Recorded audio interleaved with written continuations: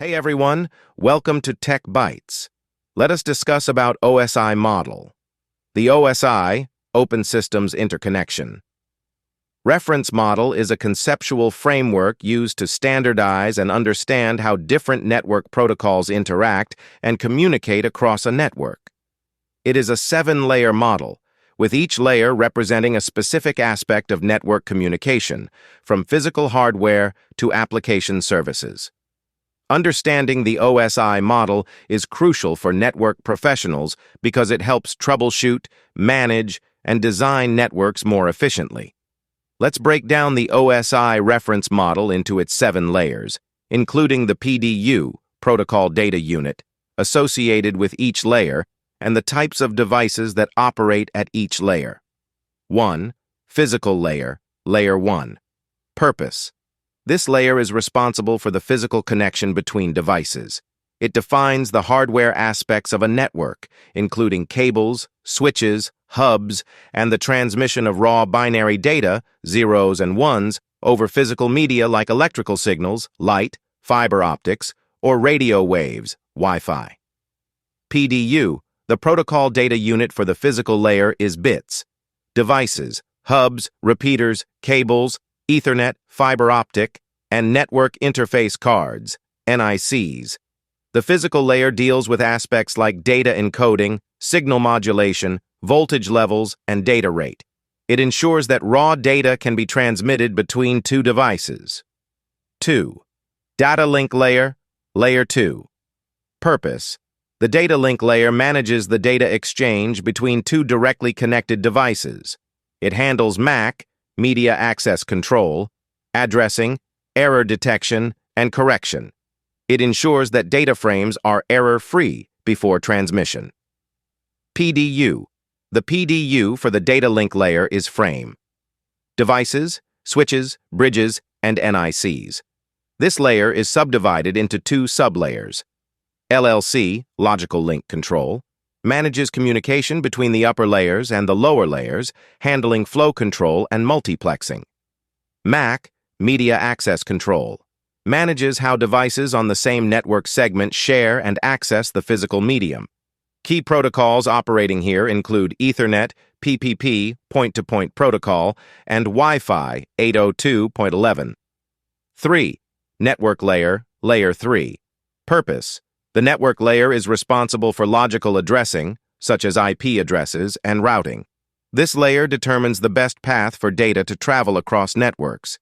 It also manages packet forwarding and addressing so that data can be sent from a source to a destination across multiple networks.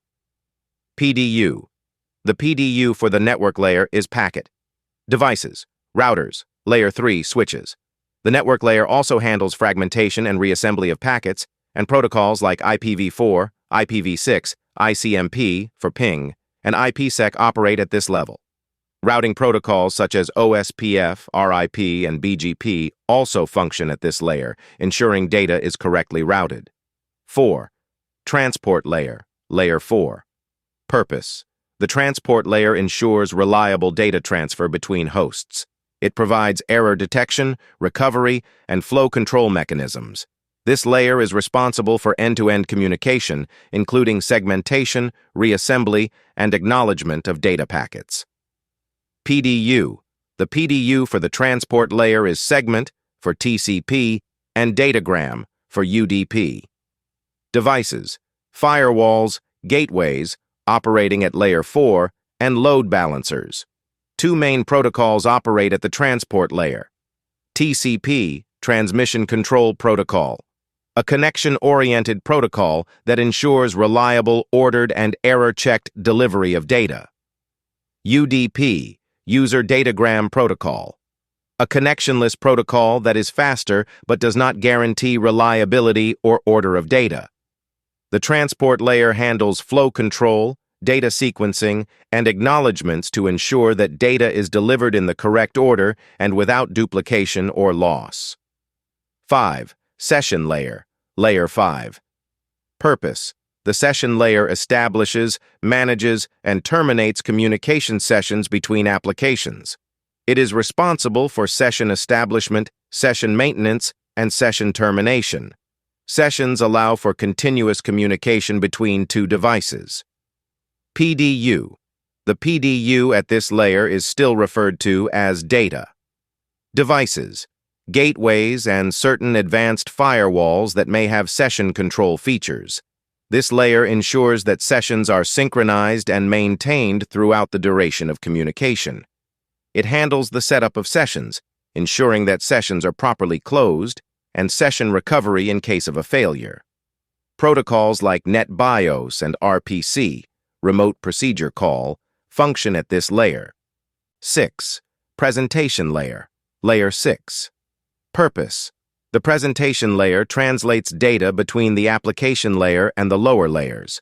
It handles data encryption, decryption, compression, and translation from application-specific formats to formats that can be understood across the network.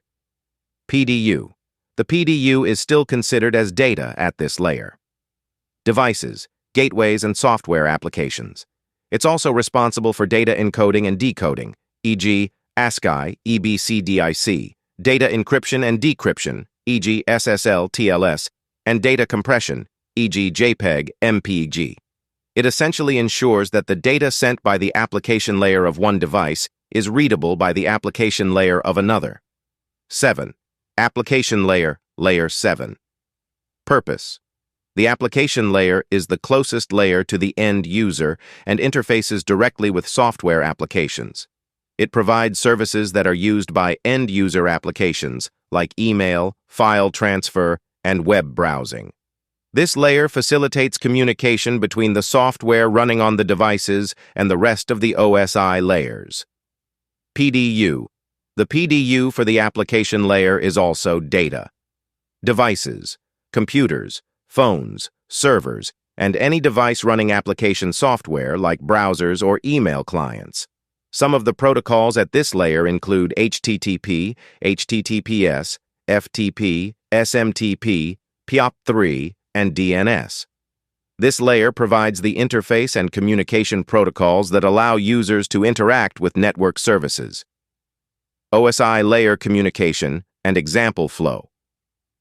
To visualize how these layers work together, let's consider an example of sending an email. 1.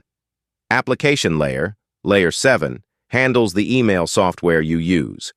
2. Presentation layer, Layer 6, ensures that the email content, data, is properly encoded and encrypted. 3. Session layer, Layer 5, sets up a session between your computer and the email server. 4. Transport layer, Layer 4, divides the email into segments, adds error-checking info, and ensures that all segments are delivered.